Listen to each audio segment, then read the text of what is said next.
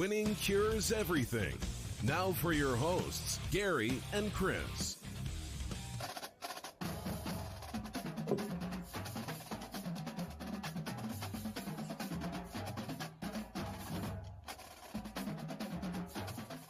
Welcome in. Winning cures everything. Get my video adjusted here, looks like. I'm Gary. I'm Chris. And this is the Monday, July 20th edition of the show. Lots to discuss. We are going football heavy today because it appears that we are going to have football in one shape or another coming up in just a month or so. I'm kind of excited about it. So, before we get all that stuff started, though, winningcureseverything.com is the website. Go on and check it out. All of our picks, previews, podcasts, videos, social media platforms. You can find everything that you need to over there. Make sure that you do it. So, and then, of course, the podcast. Make sure you are subscribed to the podcast. Apple Podcasts, Google Podcasts, Spotify, whatever your favorite podcast app is.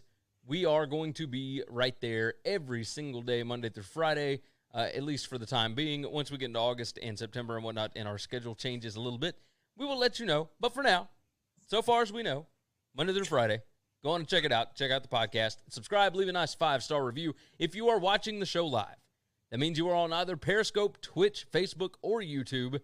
Make sure you are subscribed at whichever platform is your choice. Knock those things out. And if you're watching the show, down there in the bottom left-hand corner of your screen, whichever platform you are on, you can join in the conversation. It all populates right there in our little chat box where you can be the driver of the narrative of the show. So go ahead and jump in. Matt already jumps in on YouTube. He said, "What's up?" What is up, Matt? How is everybody today? Hopefully all of you are having wonderful afternoons. It has been one hell of a day. How about you, Chris? Same here, man. Got a late start, and it just totally set my whole day back. When things don't go, I kind of have an idea in my head every day of what my schedule is going to be. And when things get thrown off, it just all goes to hell in a handbasket incredibly quickly. So I've been struggling to catch up basically all day. Yep. I mean, it's just same here. Just a disaster. So with that said, we'll get out of the personal talk and whatnot, and we will actually discuss some sports because, by God, we got baseball coming up this weekend. Well, this week. It's Thursday, right? Thursday's opening day. I think. We lost Chris. Chris froze. Thursday. All right, I'm back. I'm still here. Oh, okay. I'm the only person in this house. That is insane. It froze on you for just a minute, but you're here. So we're good. I got you now. Yeah. So, yeah, Thursday, opening day, and then we've got a slew of games on Friday, Saturday, Sunday, etc. It's going to be baseball every day. We're going to have hockey every day coming up. We're going to have the NBA. Hey, interesting thing we're not going to discuss about today, but NBA report came out. Shams tweeted about it just a little bit ago. They have tested everybody in the NBA bubble. 0 positive tests as of today. Definitely so the NHL tested everybody last week. It was almost 3,000 people. It's like 2,800 people.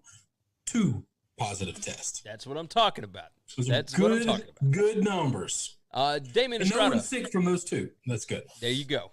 Damian Estrada said, "What's up?" Joseph Gomez on YouTube said, "Who knows more about what's going to happen for the NFL, COVID testing or the players?" And then he said, "Reporters or players?" I'd say neither. I was going to say that as well. If I had to pick who knows more between those 2, it's probably the players. Probably, yeah. But hey, let's go ahead and dive into it. Let's go ahead and talk about that. So the NFLPA and the NFL, of course, been kind of going back and forth. This stuff does not look good to anybody. When you're discussing whether it's money or any of this stuff, you got to figure out a way to get out there and play, right? When there are millions of Americans that are without jobs, without whatever else, and we're talking millionaires against billionaires again. You got to find a way to get on the field, and I think that they will. I like what the players have done so far, but what we're going to talk about today to start us off with is the NFL altering their initial preseason proposal to the NFLPA. They initially said they wanted 2 games. The NFLPA came back and said, screw that, 0 preseason games. And now the league has come back and said that okay, fine, we'll just do 1. We want one game. And I can understand I understood where they were coming from with two, because you want everybody to have one home, one away. You want the walkthrough. You want all of that to see how every stadium is going to be. I understand it. Doing one, only half of the league is really going to figure out how their stadium is going to operate in a situation like this. Tell me your thoughts here. I mean, we've had players coming out. I don't understand the fight with the preseason. Okay, like I listened to Clay Travis today, go on his podcast. He made the first clean, good argument that I've heard somebody make in a long time about preseason, and the fact that, you know, college sports don't have a preseason. You know, they just start up, and a lot of times you have incoming freshmen coming in, and we've gotten accustomed to big-time games week one. But before the last 5-6 years, it's been a whole lot of beat the hell out of nobodies, and that's kind of been a preseason. But we don't have that anymore. A lot of big boy players come in. They come in as true freshmen. They have far less time with the team than any of these professionals have, and they have to be ready to play week one with no preseason. So I get that. If I'm a coach trying to cut down 100 and something man roster down to, you know, 65, 56, get it all the way cut down, I want more opportunities than just practice to figure that out, especially considering they are cutting back on padded practices. Yeah. You just don't know what these guys are capable of doing. Yeah, that's the scary thing is, I mean, you got to have it's not just the walkthroughs, right?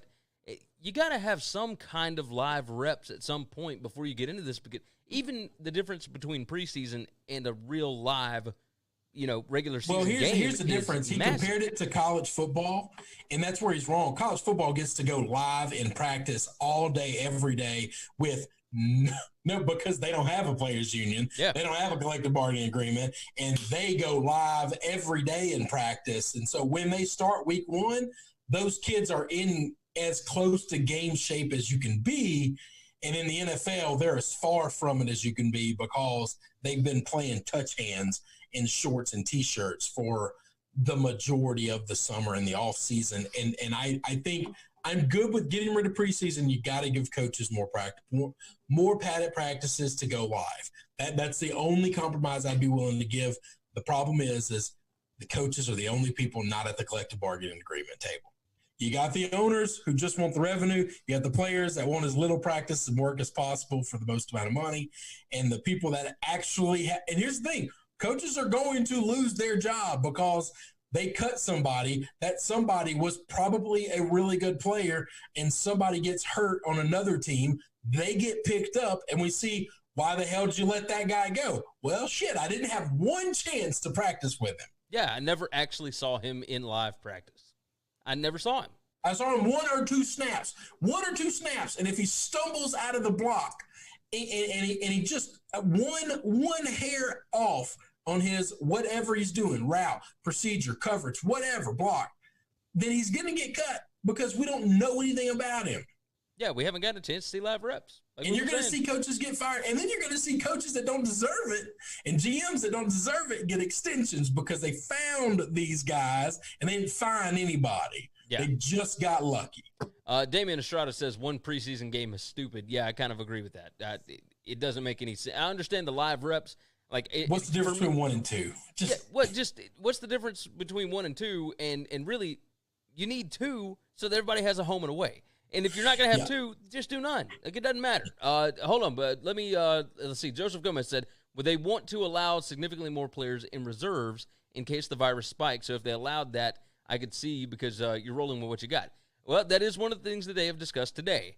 Let me go on and say this. Dan Graziano said the NFL and the NFLPA have agreed on testing protocols. They will start with daily testing for the first 2 weeks and then go to every other day if the positive test rate falls below 5%. If it doesn't, they will continue testing daily. That's one of many things. Adam Schefter retweeted that and said, text just now from a league source, getting closer on most, if not all, issues. So that's a step in the right direction. But one of the things that they were discussing, they are going to expand the practice roster size.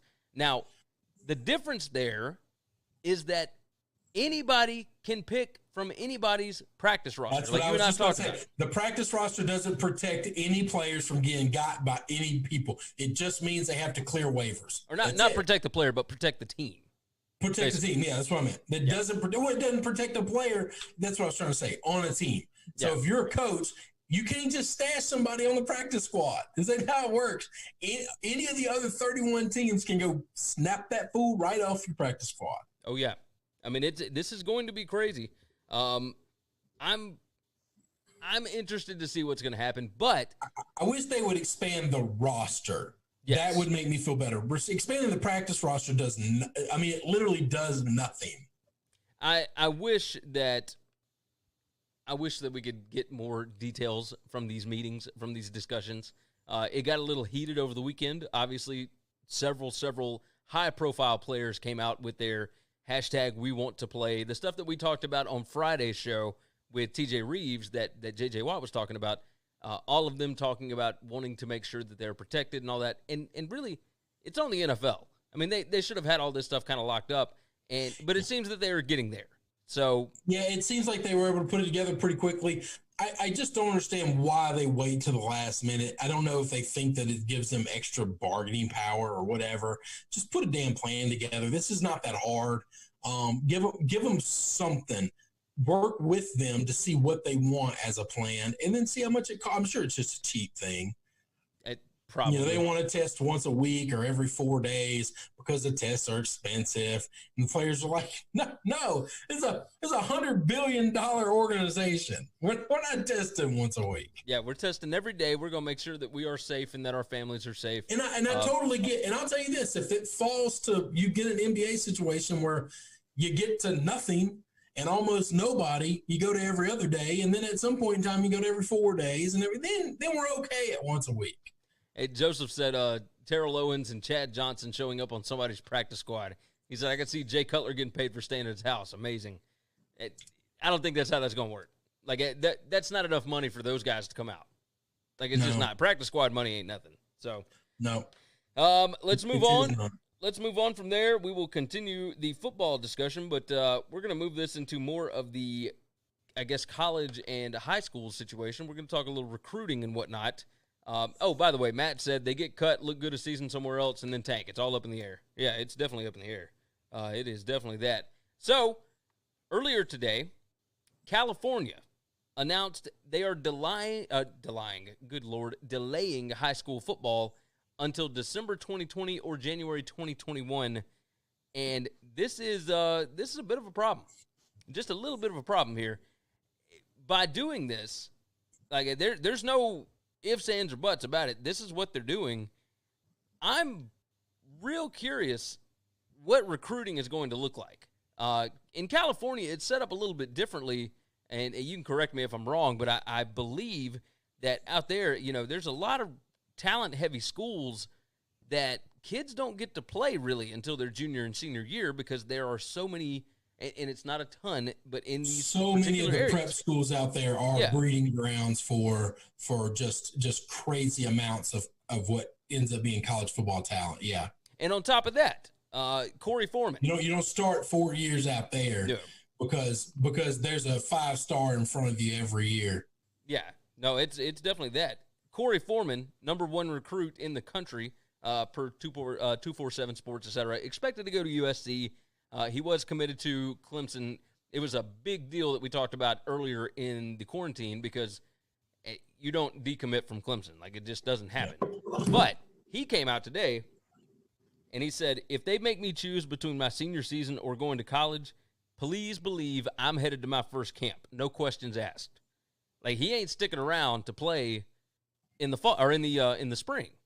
That's just not happening. The way that college recruiting has set up, there are a ton of early enrollees. A lot of these kids get their academics knocked out of the way, they get all their credits and whatnot, and that way they can go on and go and be in camp for their college in January.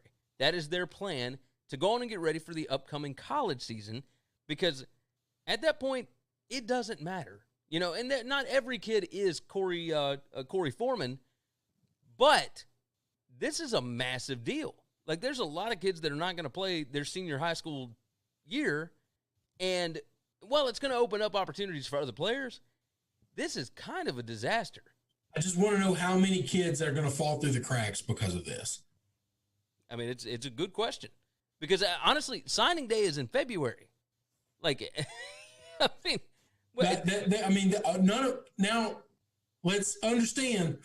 We kind of both had a feeling we weren't going to get any high school football this year. And when I was thinking that, I was trying to figure out how the hell is that going to affect recruiting? A lot. Because if you didn't show out in your junior year. I mean, Mississippi has said they're going to play high school football. But we know all this stuff is fluid. They're going to play it as of right now. We don't know that they're going to play it in 2 weeks. Yeah. We don't know that, come October 3rd, they're going to be playing. We just don't know. No, we have no idea as it stands. And if we don't get high school, because I don't think California is the only state, and I think it's going to be many, many, many that follow. And I don't know that I disagree with them in the sense that high school football, for the most part, doesn't bring in real revenue. It's not. Yeah, it's not college football. Yeah, it's not that. It's not college football. What makes these schools? What makes these big prep schools so much money is great kids come out of there and then they give back. And that's that your alumni base for some of these prep schools is just ridiculous. Our buddy Matt on YouTube, he said, yes, California had some big-time talent, and you sat the bench until your senior year to play. And he was out there. He knows. Michael Fritsch jumped in. He said, A&M recruit already announced he's skipping his senior season and enrolling earlier. Can't imagine he's the first. He's an ESPN 300 defensive tackle, Victory Vaca. He announced Monday he's skipping his senior season. He's going to enroll at Texas A&M in January. I was just about to say, none of these kids can enroll until January, right? Correct. I mean, so it's not like they can go ahead and enroll now. Yeah, you gotta. I mean, you gotta go ahead and get your credits knocked out. But you and I talk about this all the time. Okay, we had stuff to keep us busy when we were in high school, and when we didn't, we found trouble all the time. How many of these kids, and that's not poor kids, it's not black kids or white kids, that's every kid who has nothing else to do and has lots of free time. What if you got nothing else what are these kids going to do for 6 months until they can go enroll in college?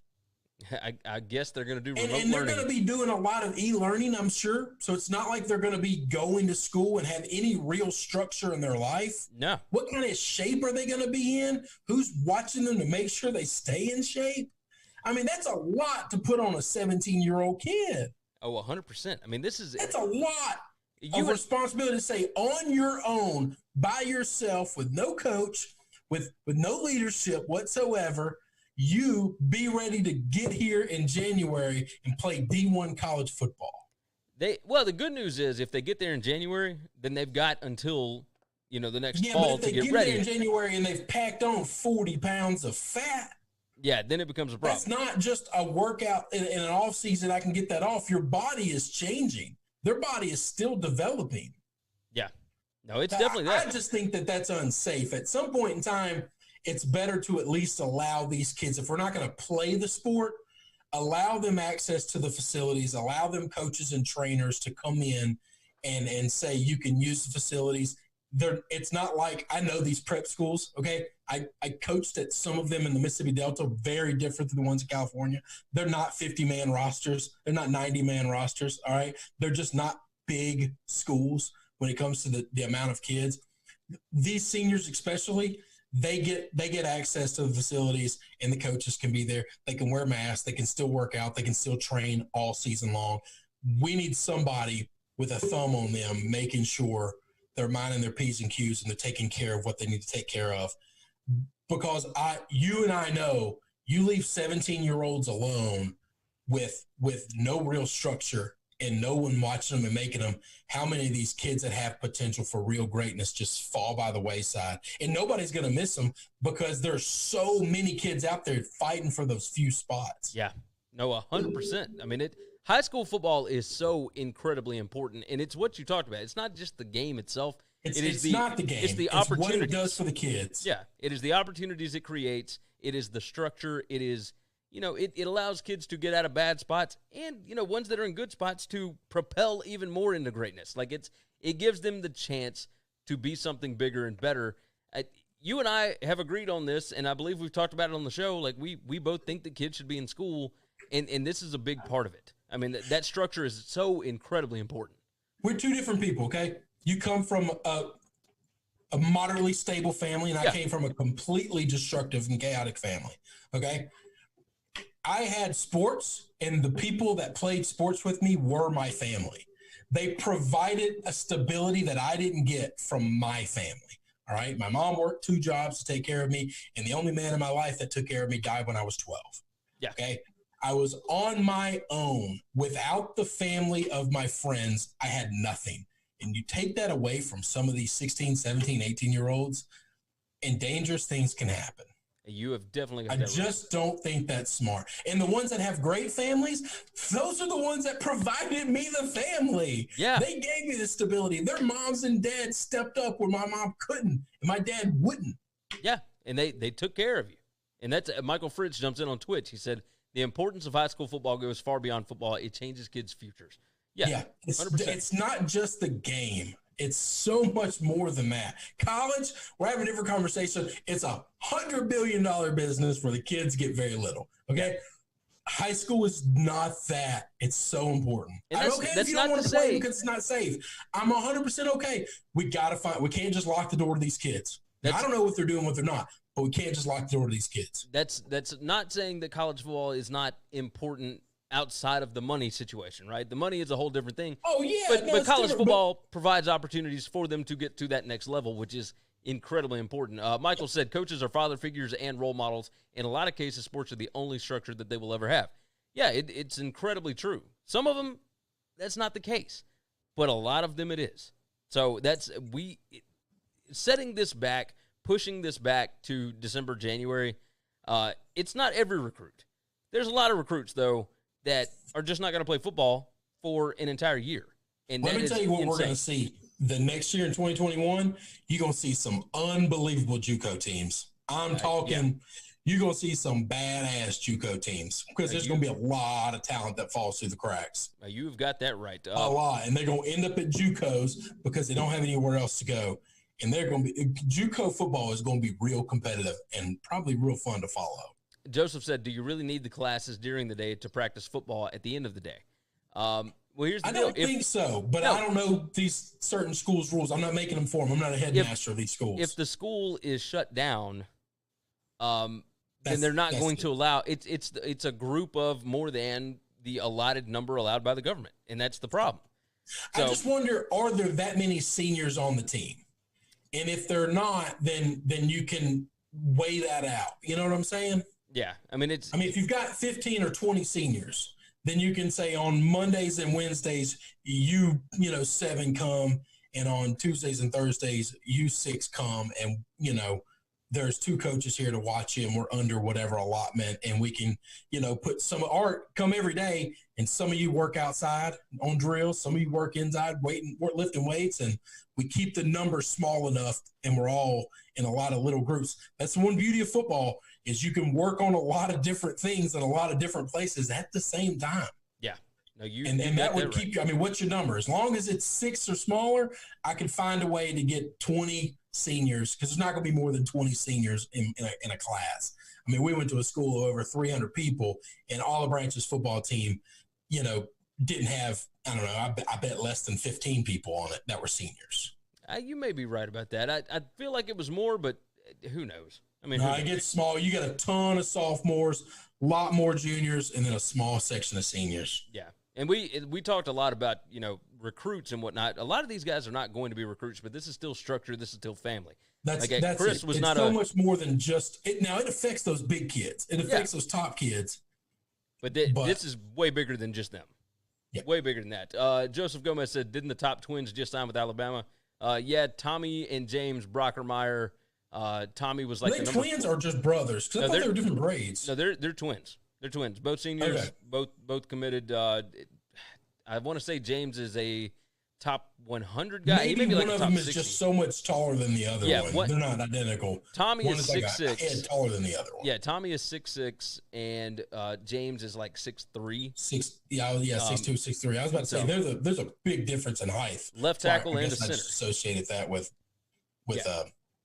different ages. Yeah. No, they're twins, but they're not identical twins, so they're definitely that. But yeah, they both committed on Friday night or Saturday or something. It was over the weekend. Yeah, and then yesterday, Terrence Ferguson, offensive guard from Georgia, committed, and that bumped Alabama up to the number 2 class in the country. So, I don't know, not that we're going to get into recruitment too much, but it's funny that recruiting right now for college football for next year is the classes are so small as of right now. 1 or 2 players completely changes your rank from 20th to 2nd or 14th to 2nd or wherever you were. Like, you know, you could have an unbelievable recruiting class right now, and some of those can swing quite a bit. Drastically, yeah. Right now, drastically. Right now. And here's the funny thing about it. Like, Ohio State has 19 kids committed right now, and we're in July. There are more kids committed as of right now than at this time in the last 2 years combined. Like, it's really insane how many kids are committing, but they're going to completely different places. Like, you've still got your big wigs, right? Georgia's only got 10 commits right now. You know that they're going to be up there. But, you know, North Carolina's got 18 commitments or 19 or whatever it is. Ohio State's got 19. Alabama's got 15. LSU's got 16. Like, there's still room for players to go, but there are a ton of kids that have already committed because they know, like, if you get an offer, you better commit where you're going to go, because if you don't have, you know, senior season, if you don't have whatever, there may not be a spot for you if you don't take the slot right now. So a lot of them are saying, you know what, I know where I want to go. Just make a decision and let's go. Monster X Gaming 652 on Twitch jumps in. Got some off-topic conversation. He said the NFL is saying you and your health can go F yourself. I don't know if that's really the case. I think they're just not prepared. I think that's – but, hey, maybe I'm wrong. Maybe I'm wrong. And then he said, RIP LSU's team. The draft hit them like a truck this year. How do you think they will do with no camp? They'll finish top 10. I mean, I think LSU's going to be great. I mean, they've got a great culture set. They've got good coaches, and Are they going to win the national championship every year? No. Are they going to have a season like they had last year? No. Nobody will for a long, long, long, long time. Yeah, I mean, that was. But no, will they still be really good? Sure. Will they be better than 80-90% of the rest of the country? Absolutely. Yeah, I think they're going. Can they beat Ohio State, Clemson, and Alabama every year? Probably not. That's tough. That's really hard to do. But they are going to be pretty good, I think. So it may be kind of tough for the defense. You know, it switch over from Aranda to Bo Pelini, but as long as you got the Jimmies and the Joes, you're going to be all right. And they got a good culture down there, so I'm not worried about it. Bo Pelini got in early enough. This was not a situation where Aranda took the job pretty quickly. Yeah, and so it was at Bo the end got of in there, and Bo's a stable, established coach. Yeah, he'll be fine. He'll be fine. Let's move on. Let's talk a little more college football. We're going to talk a little more West Coast here. Let's discuss this Pac-12 potential boycott that came up over the weekend. Former Arizona State quarterback Rudy Carpenter, now a podcast and radio host, spoke out on Twitter about some Pac-12 players who are planning to boycott the 2020 season if a list of demands are not met. These are the tweets that he sent out. He said, Pac-12 football players have created a list of demands for the Pac-12 universities to take into consideration. If the demands are not addressed or complied with, the players are threatening to sit out the season. There is significant support growing among all 12 teams, with 50 or more players on many teams in support of the actions demands list. The initial idea was to create a players' union. They decided time did not allow for this and figured the best way to create the change they want is to boycott the seasons. Things they are asking for is 50-50 revenue share, which, I mean, we'll see what happens there. How do you do that? I have no idea. No idea. How does that even work? 6 years of insurance upon graduation, better COVID-19 testing and protocols, et cetera, et cetera. The player-led group is being spearheaded at Cal football, and they have been holding phone calls with other Pac-12 teams. There is some kind of players-only meeting or vote that will take place shortly. I haven't seen anything else about this, but this is... What revenue are we counting? You got me, because there's not going to be a lot of it this season. I guess it would be television. If it's TV deals, but like that is a bold statement. Here's what I really like a lot. Here's what I love. I love when somebody says, I demand that you take into consideration. Like, okay, you don't demand that I actually do anything with this, right? You just demand that I really think about it and consider it. You're telling some of the most ruthless people in the country, those who run college athletics, who give zero damns about the actual college athlete. Yeah. To take into consideration. Now, I do like that these guys are, I mean, they haven't officially become a union, but what is a union? Just a group of folks. Like, you don't have to have some board, and you don't have to have some legal committee and make everybody pay a due and get a card and a badge and have titles, man. You're just all on one page. You all come together and you say, we want this or we're not going to play. And if you choose not to and they can't replace you, then you can probably get whatever you want. If they can replace you, it's going to be tough. Then you're in trouble. Yeah. But I'm for most of this. I have no idea about the revenue I'm all share. for the safety stuff, and I actually really like the insurance thing. When you leave college as a college athlete, they think you should have carryover insurance. Maybe we can negotiate that 6 years to 3. Okay, yeah. I'm okay with it. Like, we can have a conversation here. I'd be fine with that. We'll provide you some type of health insurance when you leave the school for what you've provided for us. There's got to be a way to do that. A split of revenue. I want the kids to get paid. I wouldn't even know how to do that, because I don't even know how you count the licensing revenue that goes out when you have 900 million tiny stores that sell your licensed apparel. Well, and on top of that, I mean, let's take it to a whole different level. These are all tax-exempt status universities. I mean, this is a federal thing. You're going to have to change the way that revenue is looked at a federal level. So this is not up to the schools, really. So I'm with you on the safety and the health and the COVID stuff. I'm 100% with you. We can have the conversation about the insurance. I really like that way of thinking. I'm all for how can we give something to these kids outside of what I would call a bullshit scholarship, because I see what they're actually worth. Yep. And let's actually give them something physical that we can hand them even when they leave here. I'm good with all of those things. I don't know how to do the revenue. I like what these guys are doing. Michael said sitting out only hurts the players. The Pac-12 and the NCAA are not going to hurt. They'll find the kids to fill the jerseys. And he's probably right about that. I mean, therein lies the issue with football is there's always been, because that sport is so loved, there's always been just a churn of kids wanting to play. Yeah. No, you're definitely right. Michael said, I agree with them getting some of those demands. We all hate the NCAA, but there has to be a better way of going about it. Sitting out is not going to change anything. Yes and no. I mean, if you get some star players to sit, then you at least draw the attention. If you're a Clemson, and right now Trevor Lawrence and all these superstars that are on that team, and you're Ohio State, and you're looking at a chance at a national title, and you lose 4 or 5 of your best players that think we're golden, we're moonwalking into the NFL with our resume right now, we don't have to play this season anyway, let's sit out for a cause. That would cost those teams millions and millions of dollars in revenue just by missing out on the playoffs and potentially crushing a dream season, a national championship season. It would be worth it to those institutions to say, hey, we might have something here. If you're Cal, however. Well, Cal, not so much, but you look at bowl revenue. Yeah. How many of these teams are regular bowl competitors in the Pac-12? They still get a lot of bowl money. They get a shitload of bowl money. And Rose Bowl money is big, okay? Oh, it's definitely that, but that's split up between all the universities anyway. That's the way bowls are done. So as long as you've got enough bowl teams to fill up your bowl allotment, you're going to get. But therein lies the problem. What if they don't? If all these kids sit, they're not going to have that. No, if all of them sit, then yeah.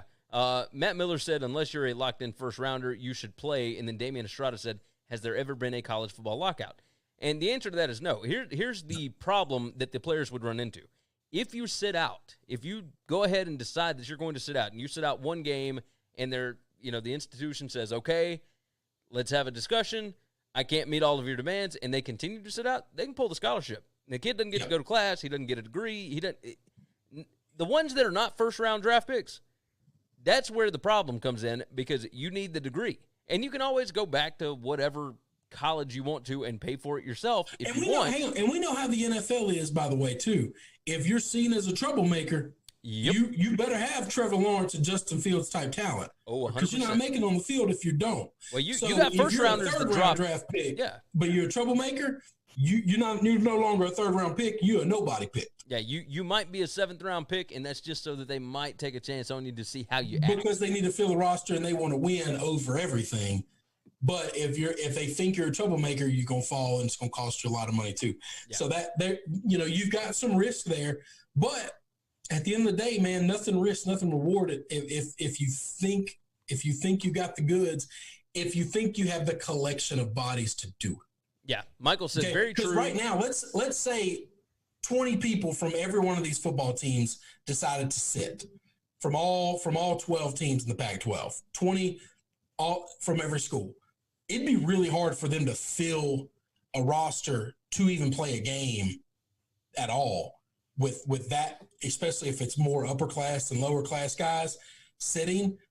They can't just bring in a herd of kids last minute. That's not how college works, man. Yeah, I mean, if they're doing it right this second, then if it's one of those things where we're gonna start playing in September or October because you're Pac-12 and you're pushing things back, then and you pulled the plug right now, they can't fill that team in the next month, 2 months. No, you're right. So they wouldn't be able to play at all. So whatever revenue they were gonna bring in is gone.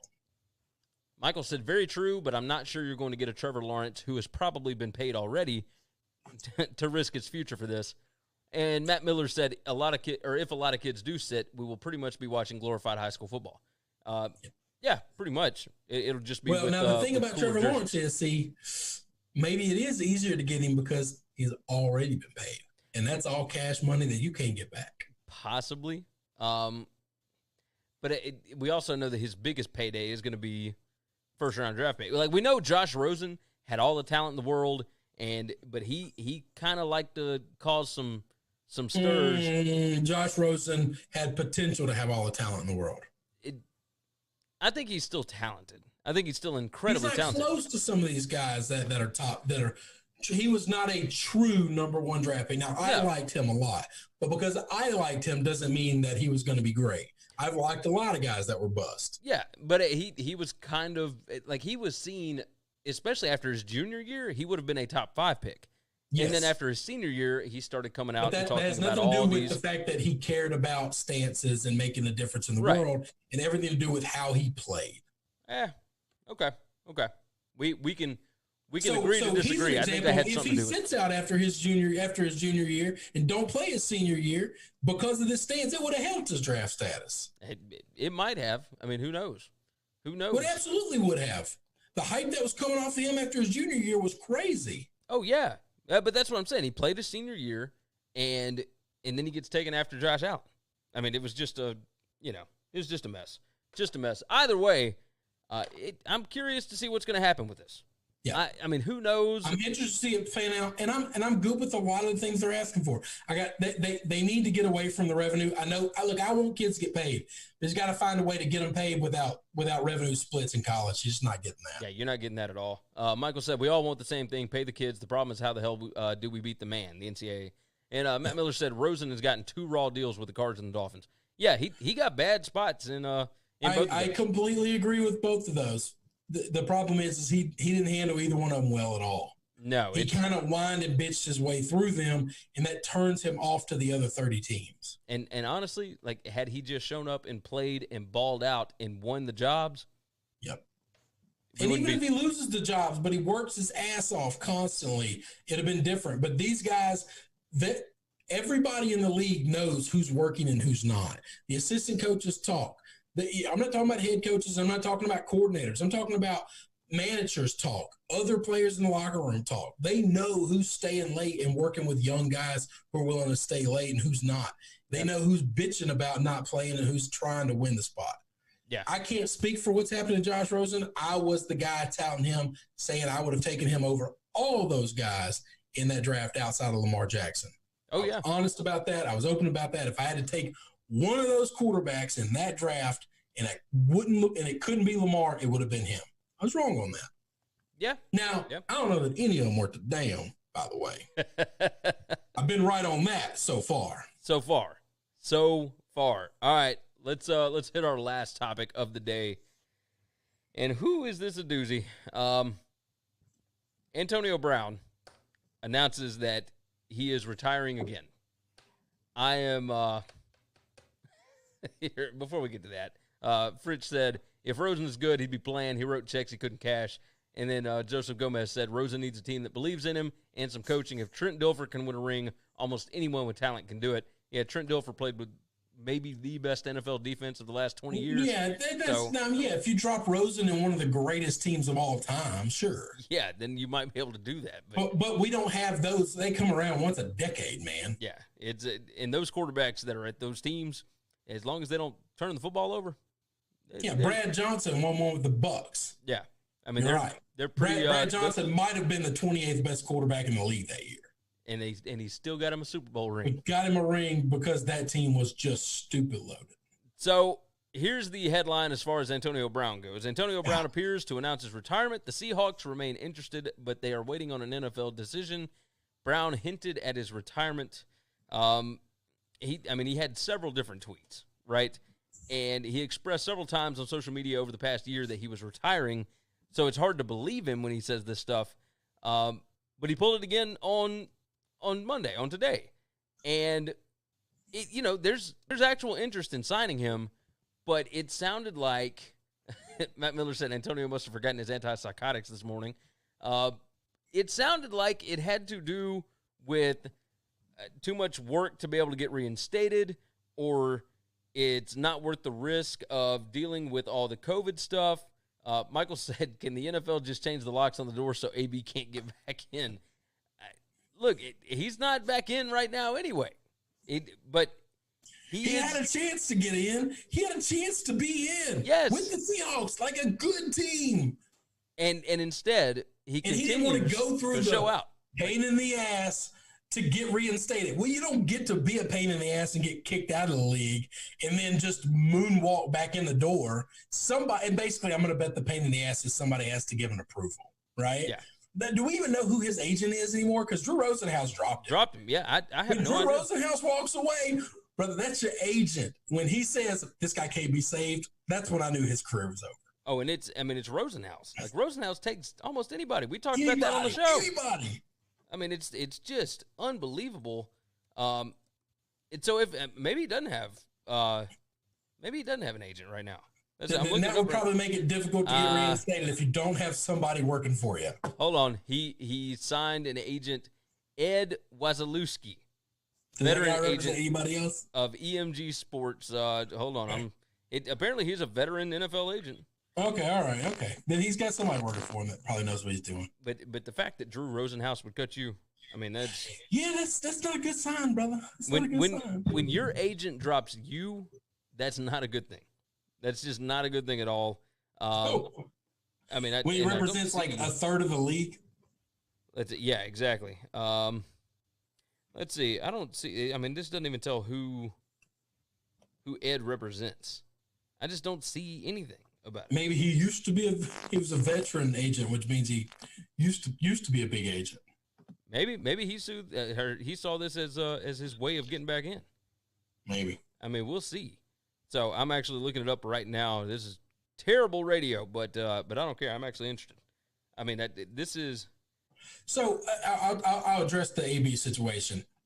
What I'm more concerned about with this him retiring again thing, this guy thrives off of attention. I mean, if there's ever been an attention whore in the league, it is Antonio Brown. I'm actually really worried what life looks like when he no longer has football to get him the attention he needs. Okay. Are you ready for who he represents? Sure. The top 3 names on their client list on their website. Nyheim Hines, running back from the Colts. Julian Davenport, offensive tackle for the Dolphins. And Nate Stupar, who is the linebacker for the New York Giants. That is their 3 highest profile NFL players.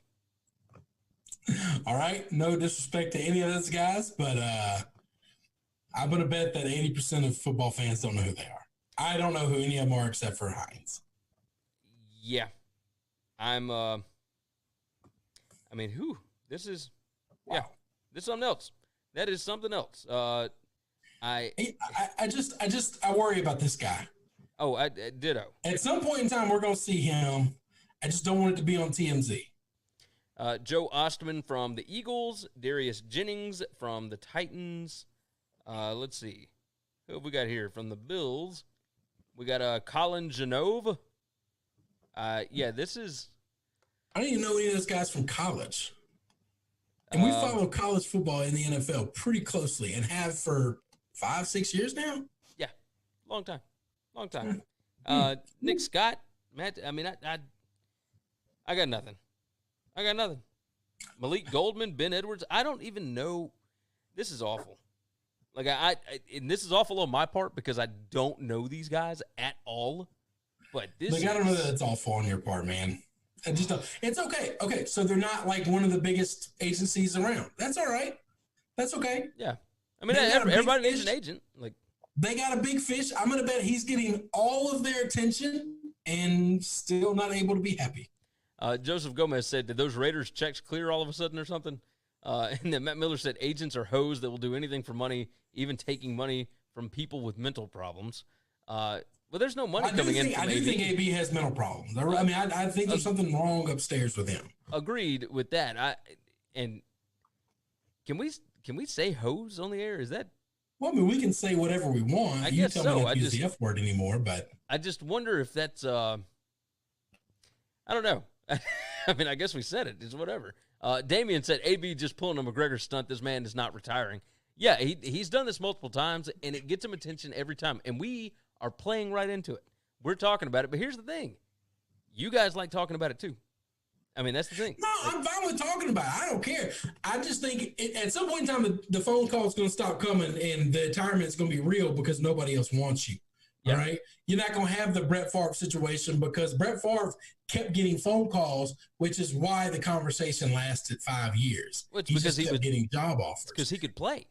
These job offers, I think AB can play. Oh, I think he can right now. I think he's got a hum in the drum going on, and we've got a different problem, and nobody wants to touch this guy because of that. I think he could play flat out. Oh, yeah. If he went to the Seahawks right now, he'd be their best receiver. He'd be the best receiver on 80% of the teams in the league. Yeah. Michael said, how long before this no-name agent drops him? And then he said, I wonder if this guy even knows he's representing or AB. If he's representing AB. No, if you've got a contract with Antonio Brown, you know it because you know the dude's not stable. Michael said, that's like me saying Gary Seegers is my agent. And yet I would have no idea. Like, I don't know that you want me representing you, brother. You might want Chris. He's a better businessman than I am. We'll just say that. Arguing. And if I don't win, I just make him feel like shit. There you go. There you go. Is there anything else that has popped up today that you've seen? No, that's it. I mean, anything else would be minor. I think you're Fauci's going to throw out the first pitch of the Nats Yankees game. Wait, who is it? Anything for you? Who is it? Fauci. Really? I mean, this guy. I swear to you, brother. He's a celebrity. I'll say this. Did you hear him come on today and talk about how New York did everything correctly? Okay. Well, I'm not getting it. Hey, I will tell you this. I do want to address one thing. So, like, I know we make light. We try not to make light. We take the Rona serious here, okay? But all the athletes that tested positive and all of the staff and all that stuff, nobody's been sick except for Freddie Freeman. Freddie Freeman finally spoke on that, and he talked about how it was serious. He was calling for Jesus. Yeah. So he said, please don't take it. If you have symptoms, is bad. This seems like one of those things where it's nothing. Holy shit, I'm dying. Yeah. I mean, we'll see. But I do like that the NBA had goose egg, and I like that the NHL had two. You're talking about thousands of people between those two organizations, and two. That's a good thing. Oh, I just want sports back. That's it. Yeah. That's it. Michael said the WCE agency. Damian said, by the way, I didn't know you could use social media in the asylum. Damn, that must be good Wi-Fi. And talking about AB. And then Matt Miller said, what's more likely? AB stays retired, plays in the NFL, or stars in a sex tape? The sex tape thing is gonna happen. Yeah, I'd bet that. That's what I said. The people that are gonna keep up with him is gonna be TMZ. That's what we don't want to see him on TMZ. Well, I mean, that's who's going to be keeping up with him. If VH1 still had that show where they put like 20 B-list and C-list celebrities in a house to live together for a while, yeah, he would be one of those now.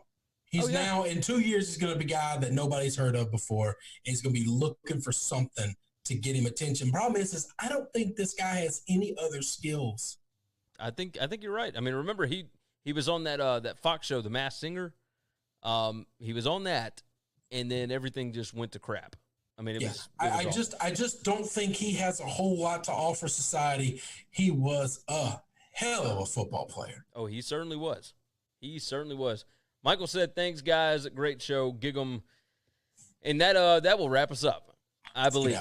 So let's get out of here. You guys know what to do. WinningCuresEverything.com is the website. Go over to SportsbookReview.com. That will be our home for college football content this coming season. Michael said, "AB, Winning Cures Everything ad spot." Yeah, let's do that. Let's do that. We'll be selling that shortly. Yep, we'll be doing that. Joseph Gomez said, "What happens first? AB signs with the team or us getting a Murder Hornet shirt?" I've already got I'm getting the shirt ready. I swear to you. Huey was over at the house. News to me. Like, not to, yeah, I know I hadn't shown you yet, but I've been working on it. I showed it to Huey last weekend. It's coming. It's going to be here. Football season. My house. Yeah, and I should have brought it over. I don't know. I should have brought him over. Either way, we were trying to social distance, so he sat on one end of the couch. You don't have to social distance. You come to my house. You sit in my lap. I don't care. All right, WinningCuresEverything.com is the website. Picks, preview, podcast, video, social media, I can't talk. Platforms. Make sure you're subscribed everywhere. Go do it to it. Share the show out. Tell your buddies about it. Of course, the podcast. Leave a nice 5-star review. Make sure you are subscribed. Go over to SportsbookReview.com. All of our college football content will be over there starting in August, and we are going to have a ton of it. We are getting started here very, very soon. So you guys go check it out. Do the damn thing. Share the show. We love you all. Thank you for joining in and driving the conversation in the chat. You guys are the best every single day. I can't stress it enough. Thank you so much for allowing us to be a part of your afternoon. With that said, you guys take care of yourselves. Take care of each other. We'll see you again tomorrow. Thanks for checking out Winning Cures Everything. If you want to keep up with us, hit subscribe on YouTube or your favorite podcast app. Visit the website at winningcureseverything.com, or you can like us on Facebook or follow us at Winning Cures, at Gary WCE, or at Chris B. Giannini on Twitter. Share out the show, leave a nice review, and make sure to comment and tweet at us.